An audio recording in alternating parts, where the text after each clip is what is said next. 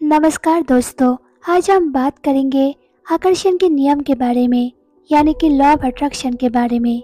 आकर्षण का नियम ये कहता है कि हर व्यक्ति जीनियस है। परमात्मा ने हर व्यक्ति को जीनियस बनाकर इस धरती पर भेजा है। इंसान कुछ भी कर सकता है। इंसान एक कल्प वृक्ष है। वो जो सोचता है वो सचमुच हो जाता है। दोस्तों, सृष्टि का एक नियम है, जो ऊपर से गिरता है वो नीचे ही आता है। यह सत्य है, मतलब साफ है। दोस्तों, अगर कभी आपने रेडियो बजाए होंगे तो जैसे फ्रीक्वेंसी सेट करते हो वैसे ही उसका गाना बजना शुरू हो जाता है। मतलब साफ है कि आप एक रेडियो हो। आपकी फ्रीक्वेंसी जिस प्रकार सेट होती है उसी प्रकार हमारी बाहरी दुनिया में वो चीज़ बनकर हमारे सामने प्रकट हो जाती है। लेकिन उसको प्राप्त करने के लिए आपको कदम अवश्य बढ़ाना पड़ेगा। दोस्तों, जिस प्रकार से आप टिकट मास्टर से टिकट मांगते हो, कहते हो कि मुझे टिकट दे दो, वो पूछेगा कहाँ की। आप बोलो कहीं की भी दे दो, वो कहीं की भी आपको टिकट नहीं देगा। आप मांगते रहोगे, पैसा भी दे दोगे। जब तक आप निश्चित स्थान नहीं बताओगे तब तक टिकट मास्टर आपको टिकट नहीं दे सकता। मतलब साफ है कि फ्रीक्वेंसी हमने सही रेलवे स्टेशन मास्टर से सेट नहीं किया, जिसके कारण वो टिकट नहीं दे पा रहा है। दोस्तों, हमारा भी फ्रीक्वेंसी सही सेट नहीं हुआ तो सृष्टि, यूनिवर्स हमें कुछ भी नहीं दे सकता।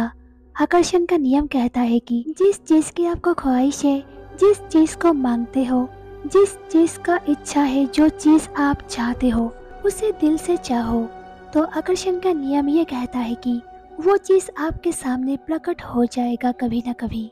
दोस्तों, आकर्षण का नियम उस पर लागू होता है जो सही फ्रीक्वेंसी सेट कर पाता है। मतलब जो दिल का साफ हो, जिसके अंदर कपट छल नहीं हो।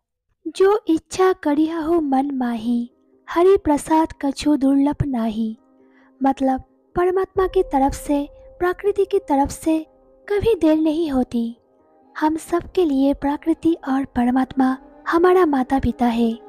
माता पिता अपने बच्चों के हर ख्वाहिश पूरी करने के लिए हर समय तैयार रहते हैं।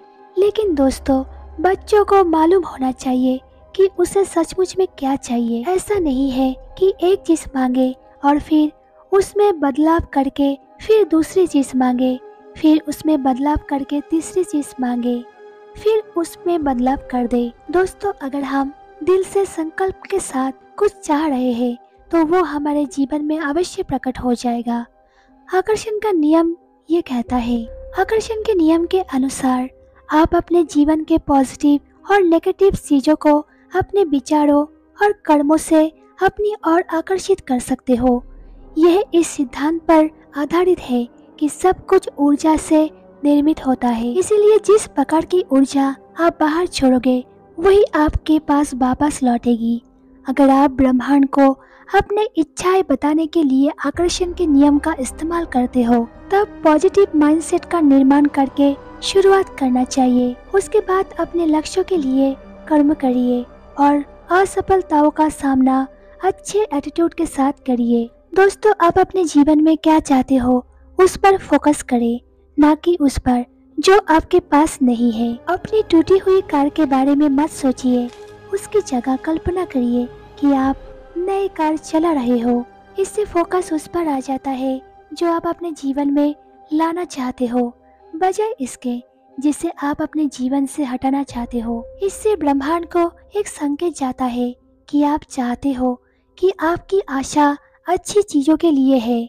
इसके पीछे विचार ये है कि आप जिस बारे में सोच रहे हो वही आप अपने जीवन में चाहते हो।